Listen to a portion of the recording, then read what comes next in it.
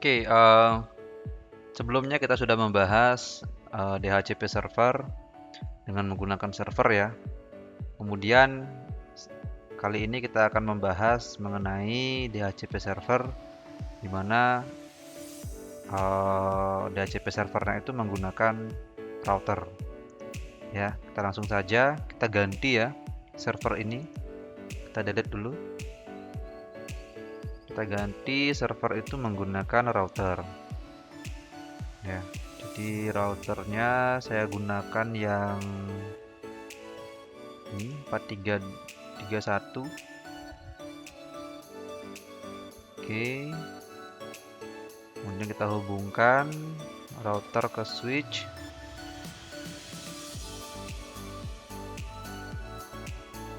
Oke, sudah. Nah, di sini statusnya masih merah ya. Itu karena kita belum mengaktifkan interface-nya. Jadi langkah pertama yang kita lakukan adalah kita aktifkan dulu interface-nya gitu. Kita masuk ke command line. Oke. No. Ya. Kemudian kita masuk ke mode privilege-nya dengan enable. Kemudian kita masuk ke global configuration. Configure terminal. Ya. Nah, di sini kita lihat bahwa interface yang terhubung adalah gigabit Ethernet 0 ya ke fast Ethernet 1. 01 ya. Ini 000 ke fast Ethernet 01. Jadi kita akan mengkonfigurasi interface gigabit ini, gigabit 000. Interface ya. Gigabit 0/0/0 itu ya. Kita sudah masuk ke interface-nya. Kemudian yang pertama kita akan memberikan IP ya. Jadi kita berikan IP misalkan IP address ya 192.168. Kalau tadi 10 titik sekian, sekarang kita coba ganti ya. Tadi 10 kita pakai sekarang 20.1 ya sebagai gateway nantinya. Kemudian 255 netmax-nya ya 255.2550. Enter. Kemudian untuk mengaktifkan interface-nya kita ketikkan no shutdown. Enter. Nah, sehingga interface-nya berubah menjadi hijau ya. Seperti biasa jika ingin melihat konfigurasi interface-nya apakah sudah up atau belum gitu ya di routernya, kita bisa cek dengan show IP interface brief ya. Nah, jadi kelihatan di sini bahwa gigabit Ethernet 0 itu ini IP-nya, kemudian statusnya up, protokolnya juga up. Ya. Oke. Nah, selanjutnya kita akan melakukan konfigurasi DHCP-nya ya. Hal pertama yang dilakukan adalah kita membuat pool-nya dulu. Kita masuk ke global configuration ya.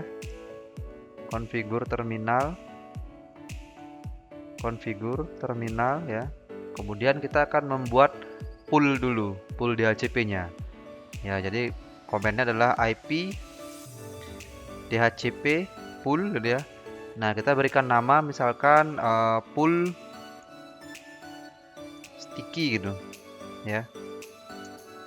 Kemudian kita berikan yang namanya default routernya ya. Default router ini artinya yang bertindak sebagai gateway gitu. Jadi berapa tadi IP-nya di router itu kita masukkan, atau bisa juga nanti menggunakan IP yang lain di 192.168.20.1 gitu ya. Kemudian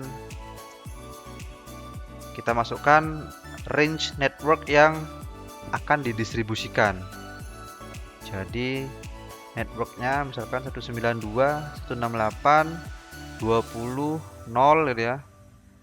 Kemudian 255.255.2550 ya. Jadi setelah mengkonfigurasi network, kita akan mengkonfigurasi DNS jika ada DNS servernya ya. DNS server kita pakai 192.168.20.3 misalnya ya.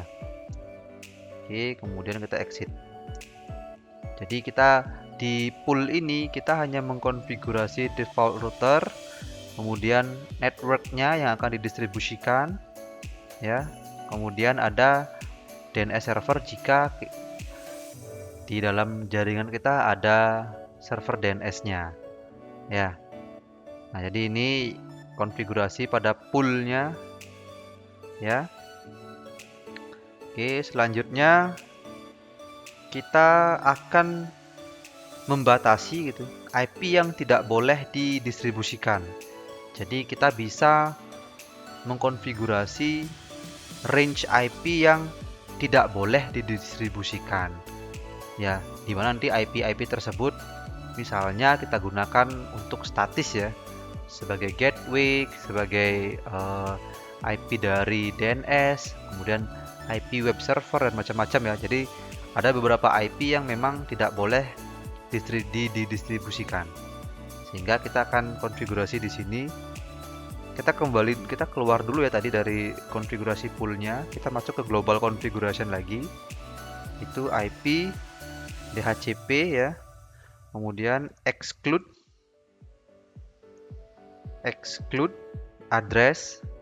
Nah, range berapa yang akan kita keep tidak boleh didistribusikan ya. Jadi misalkan saya buat 192.168.20 dari IP 1 gitu ya sampai 192.168.20.20. Nah, jadi di range IP 20.1 sampai 20.20 itu tidak boleh didistribusikan ya. Oke. Nah, sudah. Jadi itu dia untuk konfigurasi DHCP ya pada router. Nah, untuk melihat hasil konfigurasi yang sudah kita lakukan, kita bisa masuk ke privilege mode dulu. Kita kembali dulu ya. Ini lihat, masuk ke privilege mode, kemudian kita bisa ketikkan show running configuration, show running config, enter. Nah, kita lihat di sini. Di sini akan terlihat konfigurasi-konfigurasi yang sudah kita lakukan pada router ya. Nah, jadi ini ada IP DHCP exclude address. Jadi ini IP-IP yang tidak didistribusikan. Kemudian ini konfigurasi poolnya, namanya pool sticky gitu ya. Kemudian ada network, ini range networknya. Kemudian ini default route-nya, ini DNS servernya ya. Kemudian ada klik space untuk turun.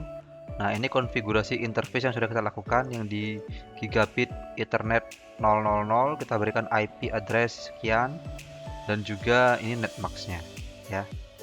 Nah, itu dia. Selanjutnya kita akan cek pada klien apakah sudah mendapatkan DHCP dari router.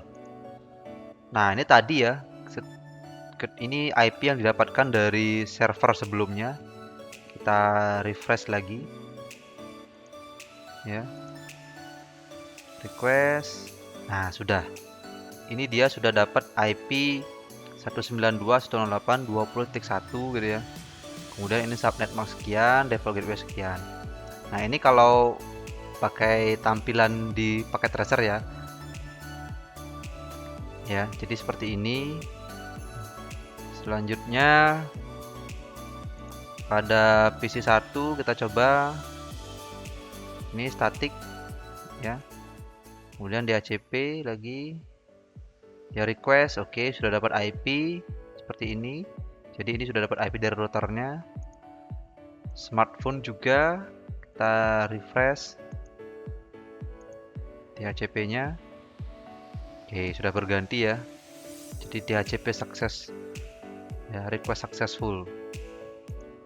Kemudian dari smartphone. Nah, ini kita coba. Oke, sudah ya. Jadi si smartphone juga sudah dapat IP dari DHCP.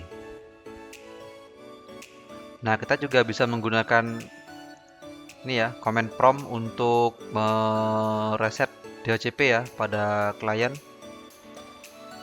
Jadi untuk melihat IP pada command prompt, kita ketikkan IP config gitu.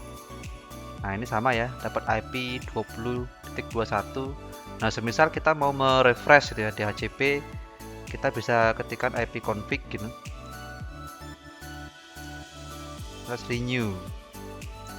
Nah, nanti dia akan merefresh IP-nya dan mendapatkan IP yang baru. Nah, ini karena servernya sama ya, dia akan dapat IP yang sama gitu. Jadi nanti misalkan kita ganti server, ganti DHCP server ya, dengan range IP yang lain gitu. Jadi kita bisa renew kembali supaya dia mendapatkan IP yang baru. Seperti itu ya. Oke, sekian penjelasan mengenai DHCP server dan klien. Ya, terima kasih.